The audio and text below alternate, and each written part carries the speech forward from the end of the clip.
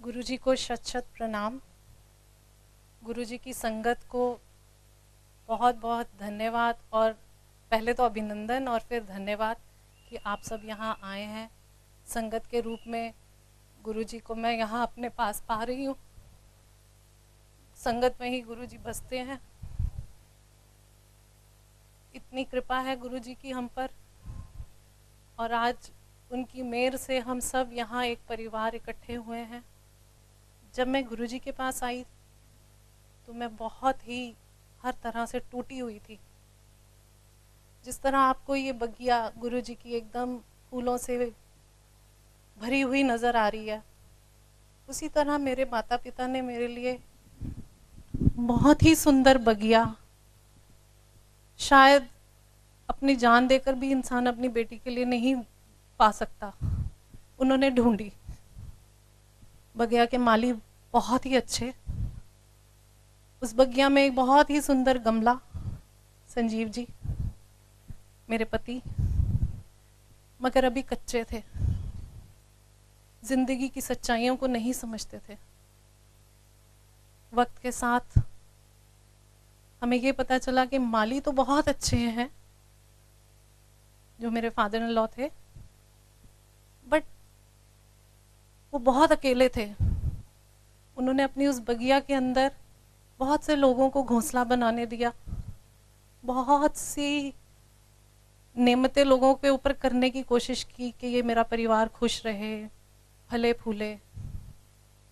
मगर पता चला कि वो घोंसले के अंदर जो उन्होंने पंछी बसाए थे कि ये मेरी बगिया में रौनक लाएंगे, मेरे गमले का जो इस गमले में ये फूल, नाजुक सा फूल हमने मिलके लगाया है, उसके हरे भरे होने में ये सब सहयोग देंगे। मगर ऐसा कुछ नहीं हुआ।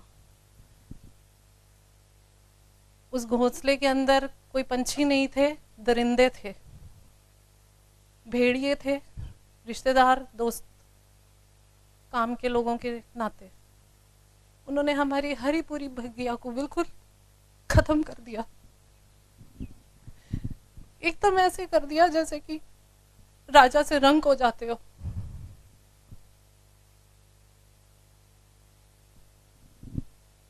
बिल्कुल टूट चुके थे एकदम।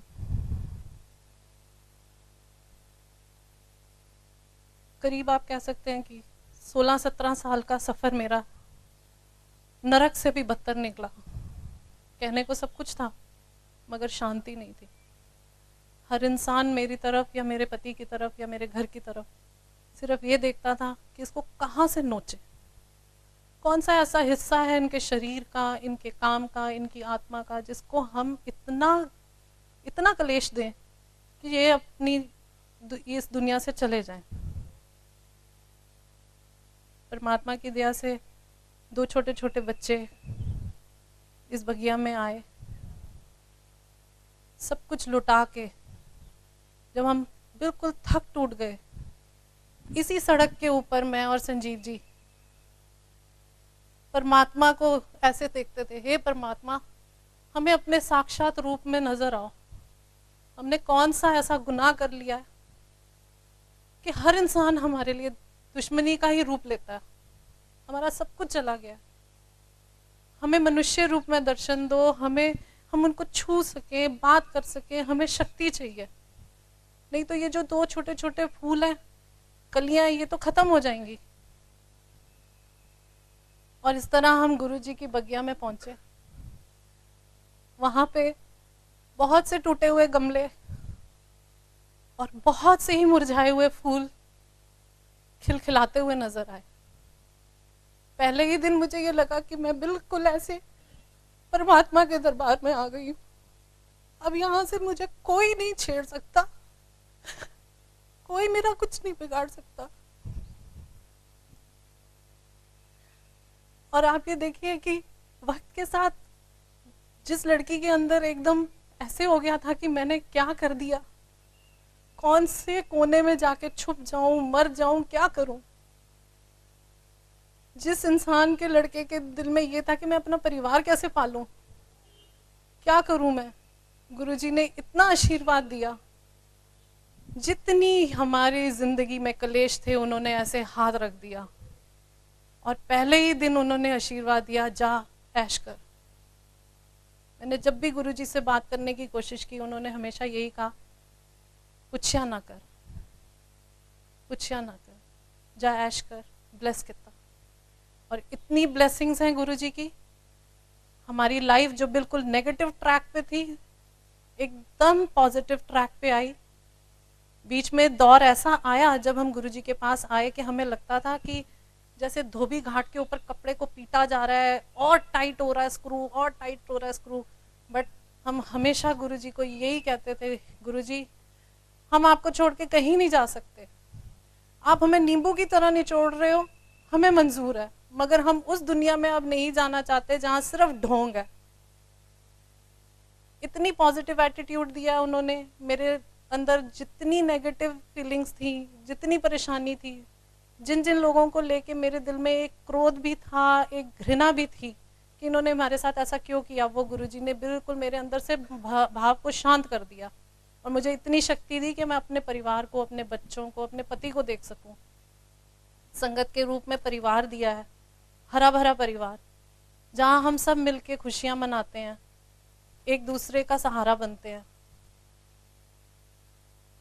ये सबसे बड़ा सत्संग है मेरे जीवन का, और ये मेरा दूसरा जन्म है जो गुरुजी ने मुझे दिया है। उसके साथ मेरे बेटे का सत्संग है। उसके फेस के ऊपर एक बहुत ही छोटा पहले पैच था जब वो हुआ, उसके बाद धीरे धीरे बढ़ता बढ़ता वो काफी बड़ा हो गया। उसके अंदर से खून रिसता था, डॉक्टर्स को दिखाया, इलाज कराया, सब कुछ किया, तो सब ने बोला कि नहीं, दवाइयाँ भी दी, सब कुछ हुआ, और फिर उन्होंने बोला कि इसको स्टीरॉइड्स पे डालना पड़ेगा। कोई कुछ बोलता था स्किन की एलर्जी है, कोई कहता था एक्जिमा है। तो एक दिन मेरे को प्रांशु ने बोला, मम्मा कुछ नहीं है, आप मुझे गुरुजी के दरबार में लंगर के लिए ले चलो। मैंने कहा बेटा एम्पायर एस्टेट में बच्चों को जाना अलाउड नहीं है। नहीं, आप मुझे ले चलो। और उस वक्त इसका गाल एकदम खून से ऐसे बह रहा था। मैं इसको लेके गई,